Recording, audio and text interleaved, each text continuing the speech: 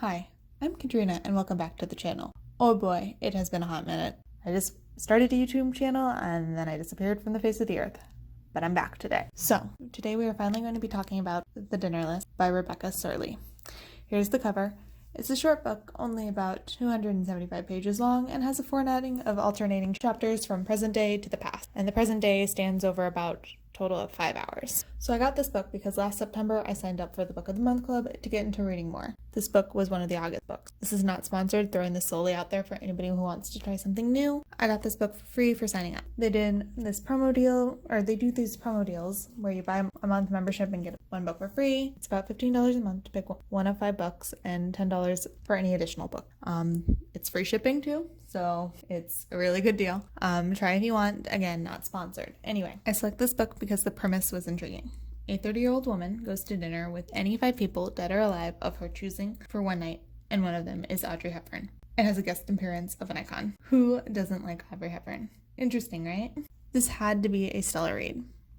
Well, let's just say there's a reason I'm talking to you about this book almost a year later. Before I get into that, or before we get into how wrong I was about how good this book was, let's talk about the characters because they're sort of important. Her other dinner guests are her old professor Conrad, deceased father who abandoned her and her mother when she was a child for a second family, so yes, daddy issues abound. Her estranged best friend Jessica, who is a new mother, and, of course, Tobis, a god, the one who got away. Well, at least the main character thinks so, and tells us over the span of the book about her 10-year obsession with this man.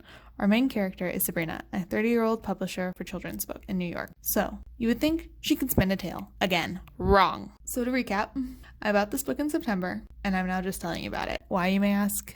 Do you think I'm a slow reader?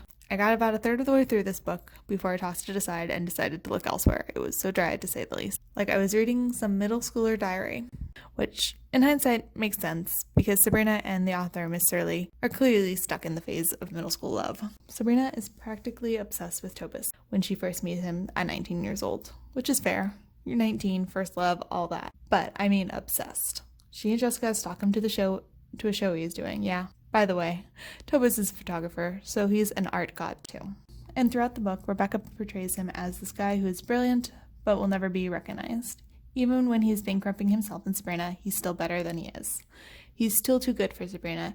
This is a really unhealthy dynamic that only Sabrina and the writer do not seem to understand. And I'm saying the writer here too because she makes some of the characters like Jessica and Conrad aware of how unhealthy this relationship is at times, and then completely pulls the rug out from under the notion and paints Jessica as the villain, this, quote, bohemian, unquote, lifestyle Sabrina and Tobis are living. I call it an unhealthy power dynamic, but I digress. Anyways, I got about a third of the way through this book, got tired of the childish whining, and left when Tobis left for the first time. I then let this book sit on my bookshelf for about 9 months before I randomly picked it up again, flipped through a random page. Spoiler alert, Tobis is dead. Yeah. You learn that about halfway through the book. Hopefully it'll get better, right? At the very least, I get to see this infuriating man get hit by a bus or something, and Sabrina can grow up. Wrong. I finished this book in a couple of hours and filled with instant regret. Truly, this book is wonderful at subverting expectations in absolutely the worst way possible. I honestly felt emptier and more unsatisfying than the Game of Thrones finale. I felt like there had to be something more. You knew the ending, you knew what was going to happen, but you didn't know how to get there, and neither did the writer.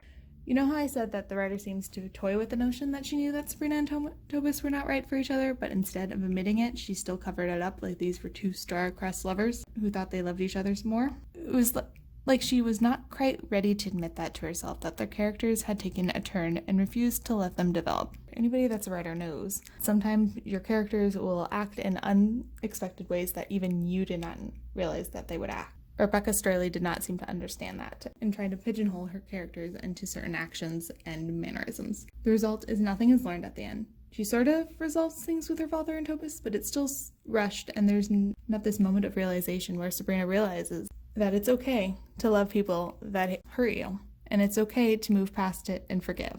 It's more, I ran out of time and my carriage is turning back into a pumpkin, so I better face the facts. And Sabrina wakes up in the morning and nothing is learned.